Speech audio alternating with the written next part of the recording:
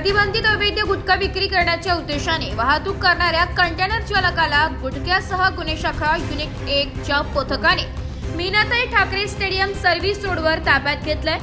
याबद्दल अधिक माहिती अशी की गुन्हे शाखा युनिट 1 कडील पोलीस हवालदार संदीप भांड व पोलीस हवालदार विशाल देवरे यांना खबरीकडून गोपनीय माहिती मिळाली की एक टाटा कंपनीच्या कंटेनरमध्ये प्रतिबंधित असलेला पान मसाला व सुगंधित तंबाखू गुटखा विक्री करण्याच्या उद्देशाने धुळे येथून कसारा येथे जाणार आहे। त्यानुसार वरिष्ठांच्या मार्गदर्शनाखाली मीनाताई स्टेडियम सर्व्हिस रोडवर सापळा रचून कंटेनर ताब्यात घेण्यात आलाय। विजय तानाजी तुपे राहणार कडेगाव सांगली असे कंटेनर चालकाचं नाव असून कंटेनरची झडती घेतली असता 28,54,267 रुपयांचा सुगंधित पान मसाला तंबाखू गुटखा आढळून आलाय। पोलिसांनी तो जप्त करून कंटेनर सुद्धा जप्त केला असून पुढील तपासासाठी पंचवटी पोलिसांच्या ताब्यात देण्यात आलाय।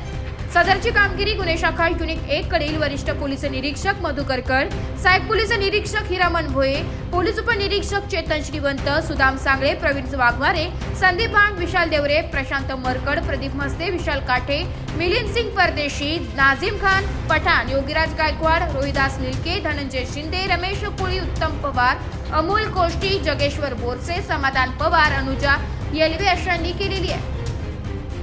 सर काय म्हणणार, आज मोठी कारवाई केली, गुटख्यावर खूप मोठ्या प्रमाणात गुटखा साठा जप्त केलेला आहे का?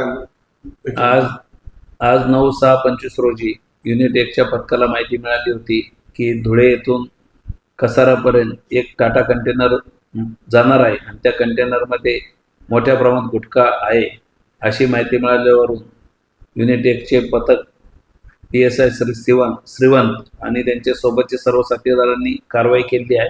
यामध्ये एकूण 54,84,267 रुपयाचा माल जप्त केलेला आहे।